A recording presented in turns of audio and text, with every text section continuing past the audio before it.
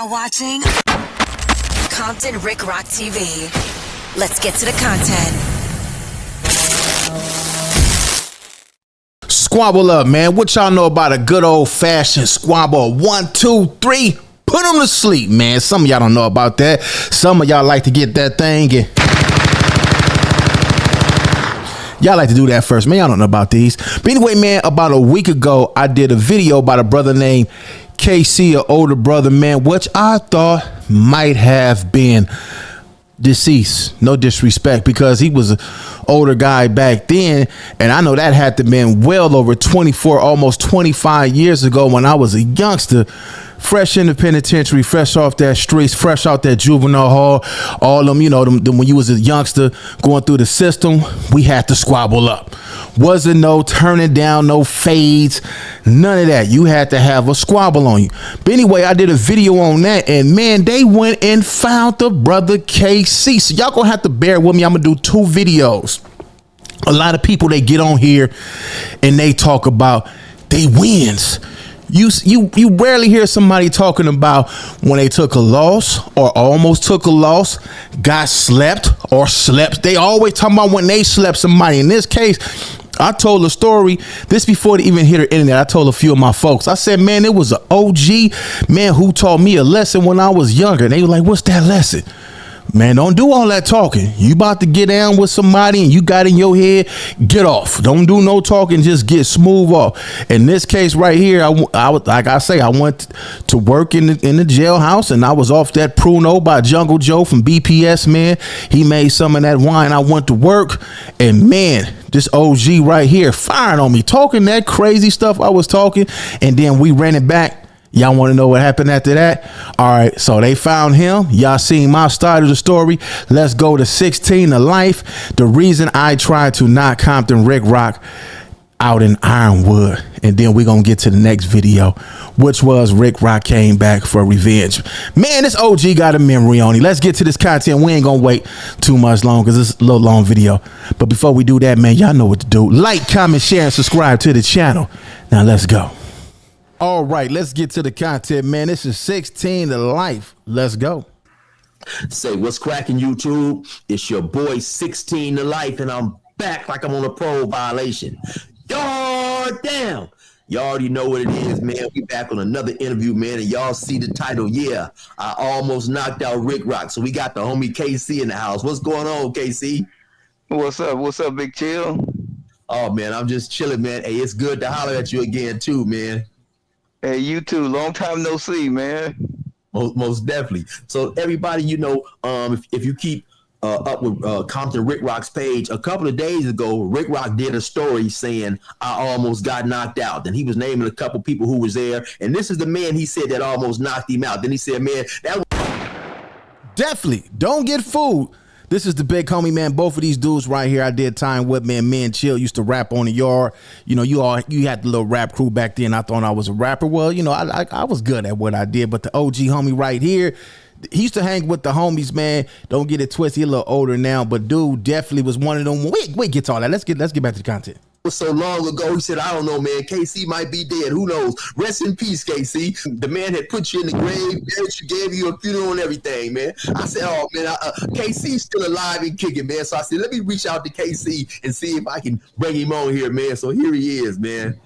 Yeah. I don't know why he put me in the grave so early. Man. So KC, how long have you been out?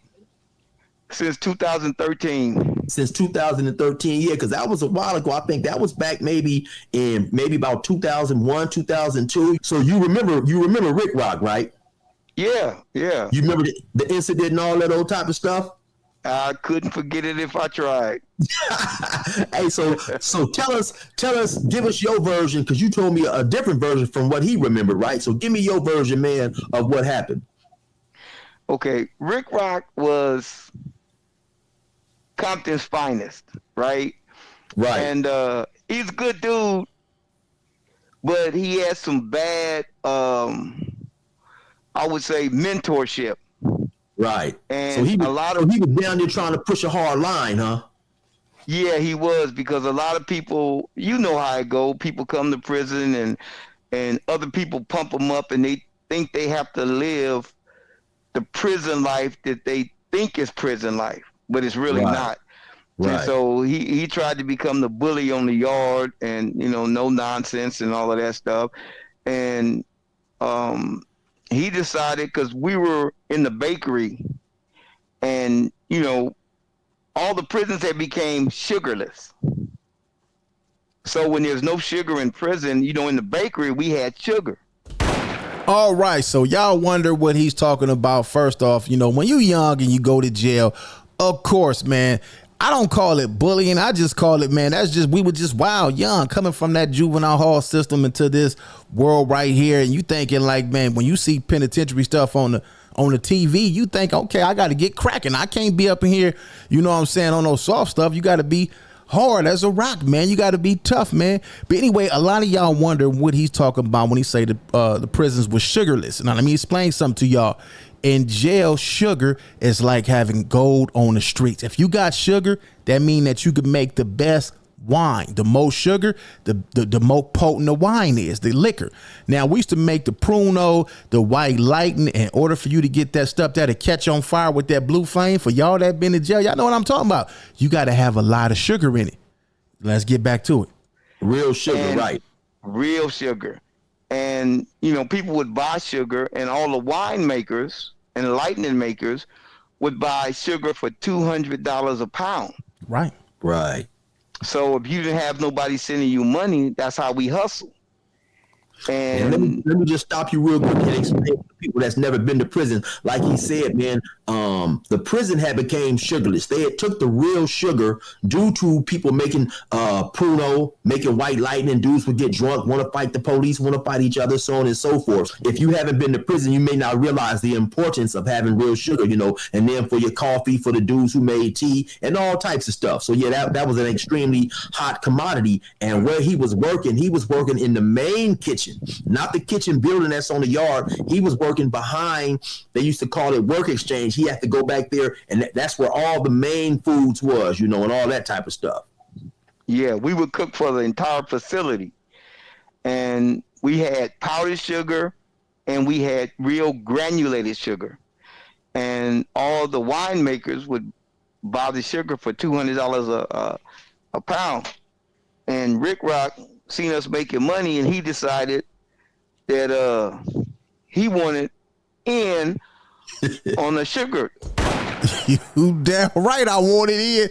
Man, I found out how much money they was making. I've been a hustler my whole life, man. I was out there slanging when I was a youngster. So when it come to that paper, man, I'm going to find a way to get me some. And I said, man, they making what?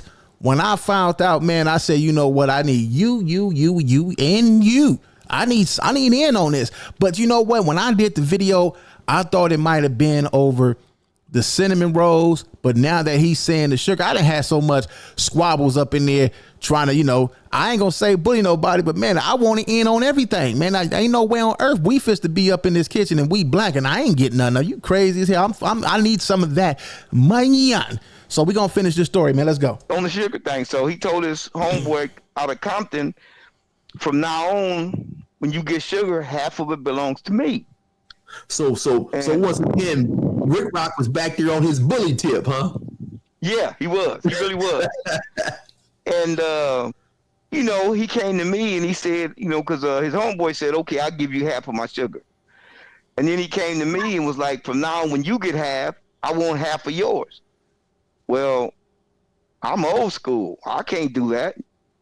And I told him. And so one incident led to another. We went to pushing each other and talking, and I looked at him and I said, are you serious? And he said, yeah. I told him, let's go back in the cart wash. You know the food carts?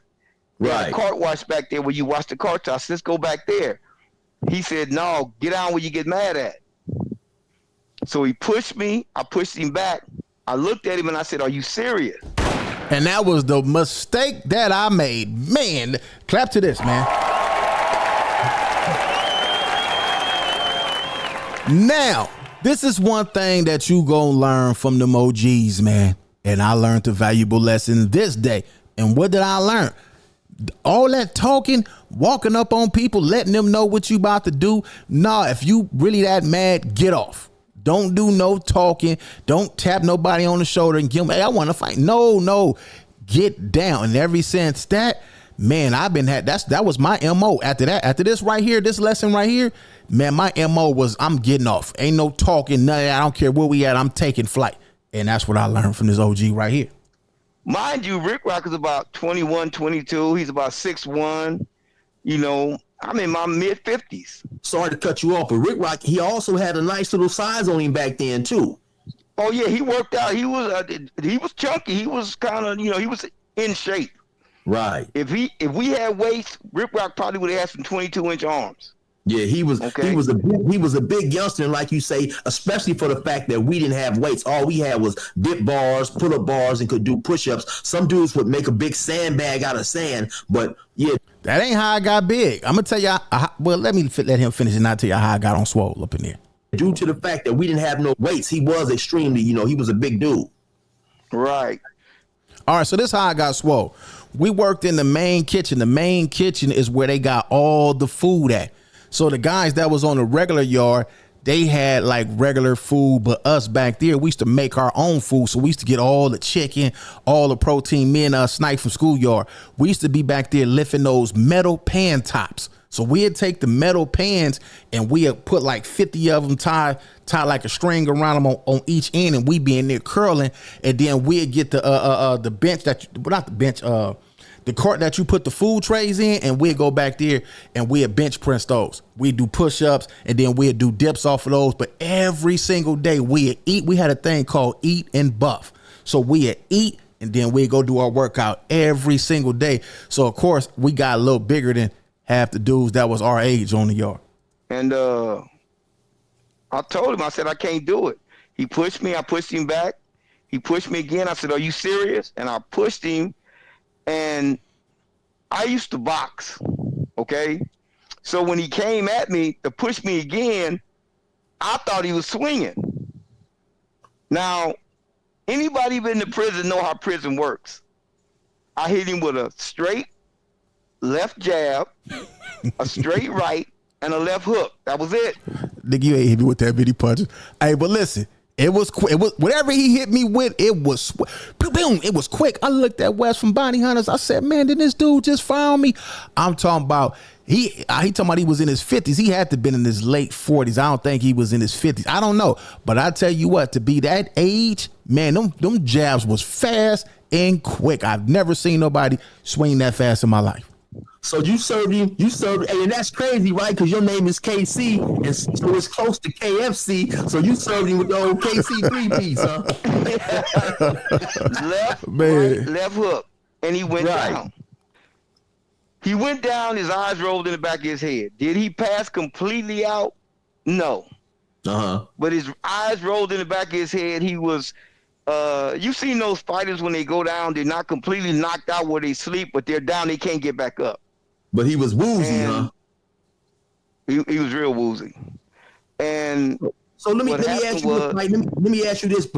Let me interrupt one time more. So when he came talking about I need half of your sugar and all this and that. So before then, you and Ricc Roc, y'all had a good rapport. So you that's why you kept asking him, are you serious? You thought he was playing, right? Yeah, we was cool. Yeah. We were really, we wasn't friends, but we was cool. We was cool till I found out how much money they was making. When I found out how much money it was making, I said, boy, I need in. Now, everybody got their story, man. He's victorious in his story, man. My story gonna be victorious in our story. But, that's just how I go, man. This is still my OG partner, man. He was my OG partner back then. Good dude. It was just one of those days, man, when you in jail, man. This stuff happens, but this still was one of the solidest, one of a solid OG that I met back then, because he definitely used to run with us. He was cool, man. KC, man, salute to him. Shout out to him. Cordial, polite to each other and all of that stuff. So when he did that, I'm like, he has to be joking. And his homie Payroll told him, said, hey, man, he's not the one you want to do that to. I was with him on the 4-yard. All that dude do is fight. And Ricc Roc told him, oh, you just scared of him. So when he did it, I did what I had to do, and it ended the way it did. Right. All right, so let's go over here, man. It's 16 to life. Let's go to his channel, man. We're gonna do that at the end. Now, this is when I came back for my revenge, man. When I came back for my revenge, I wasn't lit this time. I said, nuh-uh, I ain't going to work faded no more. And I also learned the lesson. Don't drink and leave out that cell. So let's get back to this part when I came back for my revenge. Let's go. Hey, what's cracking, YouTube? It's your boy 16 to life, and I'm back like I'm on a parole violation.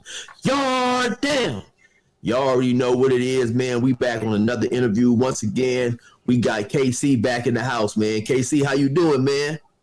I'm doing good, man. I'm doing real good. That's what's up, man. So, like yesterday, KC, you reached back out to me, man. You said you wanted to do another interview. You said you wanted to do a part 2. I guess you had read some of the comments, and you said some people was asking, "Hey, man, what happened? What happened to the second fight and all that old type of stuff?" And so you just wanted to do that, right? Yeah. I'm old school. You know, you got to tell a whole story, because there's always 3 sides to a story. His side, my side, and the truth. Right. And so unless you get everybody's side, you can't determine what the truth is. And then so when we did the interview last time, just keep it official. Me and you had talked. We had talked about doing the interview, because you had told me you had started going to the pen like somewhere around in 78. And then so we had set the interview up. Then after that, I sent you the link to the Ricc Roc. Because I said, Ricc Roc did a story talking about you. Is it cool if we talk about this? And I sent you the link to it. But then when we got ready to do the interview, I said, hey, did you get a chance to see the interview? And to be fair to KC said, no, I didn't get a chance to see it. KC drive trucks or whatever. So he didn't get a chance to see it. So when we did the interview and then he spoke about the first fight, I didn't want to just be messy and say, well, hey, man, what happened to the second fight? Ricc Roc said it was a second fight. But so since you didn't bring it up, I didn't want to bring it up. And that's why we didn't go into that. Right. But then, like I said, upon KC reading some of the comments, he said he felt he should be fair and talk about that as well, man. Yeah, that's right. So okay, KC, let's hop right into it, man, because everybody wants to know, man. So let's get right into it then. Okay. So how long did the second fight happen after the first fight? Probably a couple of days. Because we both had to go back to work. I think we had different schedules, but Yeah, we had different schedules. That day was my off day. I believe that was the same day my brother passed away. I had found out that night. So after all this commotion, I find out my brother passed away, man. So yeah, my brain was all over the place, man. Day or so. So we got into the second fight probably 2 days later. Correct. Now, after the first fight was cause like you said at that time, man, you was in your 50s or whatever, Ricc Roc, we was running around, off the chain with the business, so on and so forth. Did you have any feelings like that it was going to be another fight? Did you think everything was over, or what was your feelings on that? Actually, I thought everything was over. And to be honest, a lot of guys were trying to, I guess, pump him up. And I went to him and said, look, man, don't let these guys pump it up for us to get into it again. Right. And he told me, straight out, he said, nobody's pumping me up. He said, I need that. Okay. And so the first fight, he said he was drunk, and then you were saying that when we talked the second time, you said, yeah, he was drunk. So he was drunk the first time? Yeah, he was had been drinking. Uh-huh. Okay, I can't determine if he was drunk or not, but I mean, I don't know how much he drank, but he had been drinking. And then, so what happened leading up to the second fight? Explain that to us. Well, after he said he needed that, I said, okay, and we both got back to work. And then we got back to work, during our break, like all the staff leave out the central kitchen and go to the staff office where they have their lunch. And then we all in the back and where we have our lunch at, or dinner, or whatever time it was, right? And so Ricc Roc said, you ready? I'm like, yeah. So we proceeded to get in a fight. And I want to say this. I'm from the generation that if you fight and win or lose, you accept the consequences. If you want another fight, you get another fight. You know yourself, Teal. Some guys can't accept defeat, and what they do is they go get a gun or a knife if you're in prison. Right. To Rick Roc's credit, he didn't do none of that. He just, I want to head up fate. So I had mad respect to him for that, because he could have got a knife, stabbed me when I wasn't looking, anything like that. But he was straight up with it. Did you have any concerns about him getting a knife, or did you just feel he was going to be, ahead of fate? Rick Roc always said what he was going to do, and he did what he said. If he said he wanted to head up fade, you took him at his word, because he never did anything low. You know what I mean? Right. He didn't say, yeah, we gonna fight. Then you look up and you getting jumped. If he said he wanted to fight with you, that's what he did. Fought with you. Nobody jumped in. It was just him and whoever it was. You know what I mean? So he was a pretty honorable guy. So when he said it, I didn't have any worries or anything like that. One thing for sure, two things for certain. There's a lot of people that can say, I done been in holding tanks with dudes, and I didn't caught a dude up in there slipping, me and a couple of partners. And my whole time, even from a kid, man, I don't do jumping. I'm not with no jumping. I always have faith in my squabbles. We get a head up. You fade him, then once you done with him, then man, you gonna run it. But all that jumping, I always feel like that was for busters, that was for cowards, that was for dudes who couldn't fight. I never was with that at all. To this day, I'm not with jumping nobody. That's strictly for cowards and busters and marks, dudes who can't fight. They got to jump somebody. I never was with that at all. Right. So give us. Can you give us like a detailed version of the fight? What happened, man? Did y'all go fight in the same spot that y'all fought the last time? Walk us through it, KC. Give it to us, man. Give it to us. Okay. Chill, want that content, boy. We fought in the same place, right? And you know how it is in prison. Everybody wanted to see what was going on, because a lot of people, it was only 3, maybe 4 people tops who witnessed the first fight. Right. So when they heard about it, everybody wanted to see what was going on. So Rick Roc and I, we fought.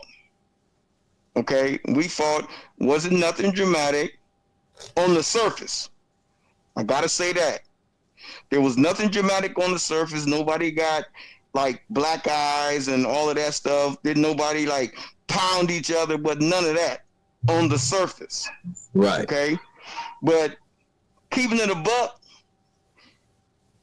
it wasn't the same Rick Roc. He came focused. Uh-huh. He came focused, and he came on a mission. That's because my ass wasn't drunk this time. Right?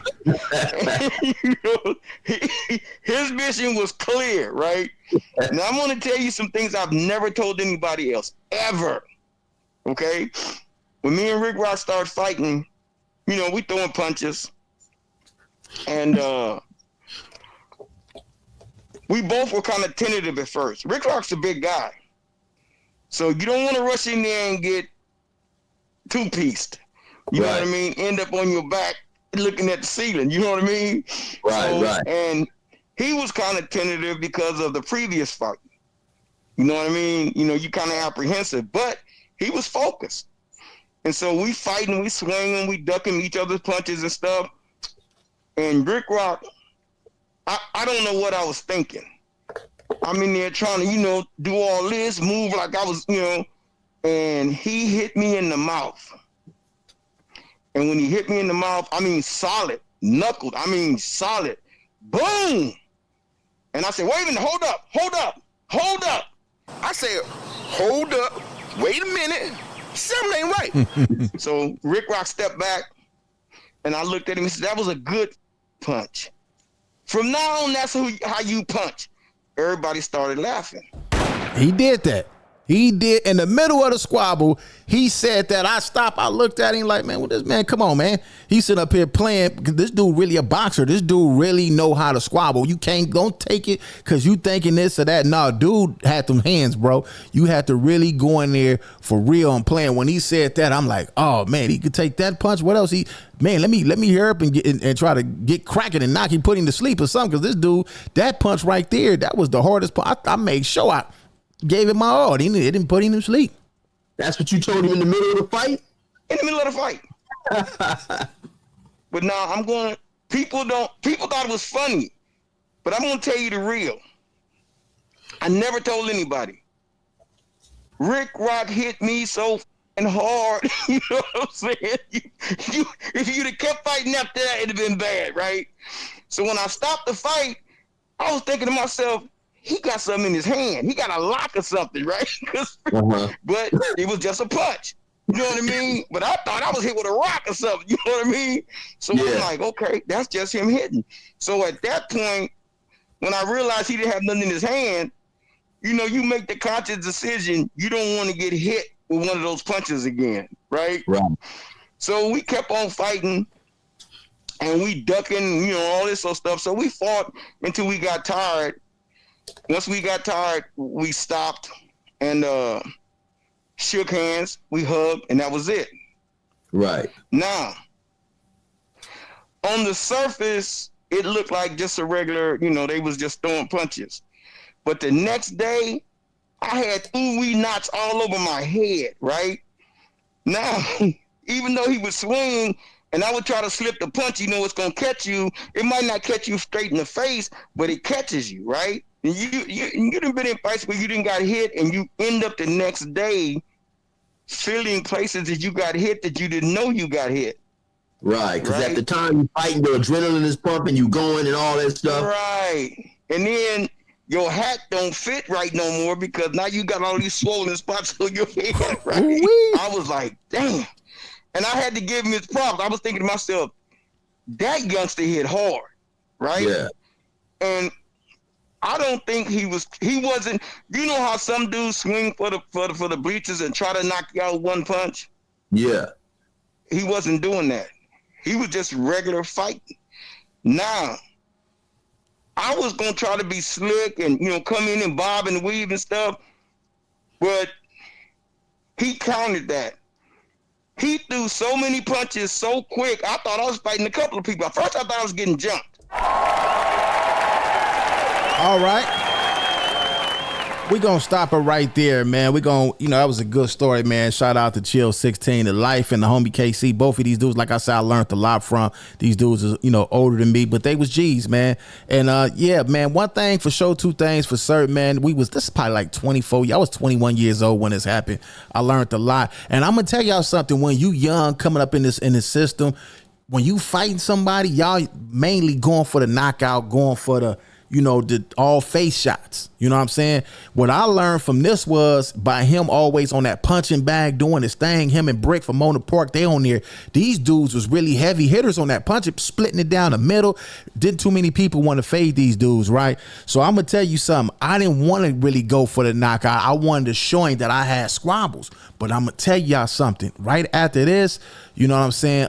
Probably about a month later, I seen him on the bag one time. We had already got past all this old stuff right here. He was on that bag. Boom, boom, boom, boom. I'm at the pull-up bar doing pull-ups, but I could see straight across the yard him on that punching bag. Boom, boom, boom, boom, boom, body, boom, boom. And it dawned on me. I said, Rock, you got squabbles. So I walked over there. I said, hey, Casey, let me at you for a minute. I say, look, man, you know I got hands, man. I can squabble, but I want to learn some of that real technique. I know I've been watching you and Brick on this bag. So he started showing me, okay, 1, 2, boom, boom. Then he hit the body, boom, lean into it, boom, hit the body, boom, back up to the head. So when he showed me all that, man, after that, it was on. It was on. Now I got some real skills up under my belt. So now when I was getting into it with dudes, I give them that gut shot, boom, boom, hit them in that. Man, it was cracking. But anyway, Anyway, shout out to these G's right here. Good interview, man. Leave your thoughts in the comment section. It's Compton Ricc Roc with Compton Ricc Roc TV. Man, let's go over here to 16 to Life so y'all can watch the rest of this video. Check out both of them, man. Go over and check out the content and subscribe to this channel. Y'all go over and check my boy Chill out, man. I catch all of y'all on the next one. Like, comment, share, and subscribe to the channel, Compton Ricc Roc TV. Also, hit that notification bell and catch every video when I drop.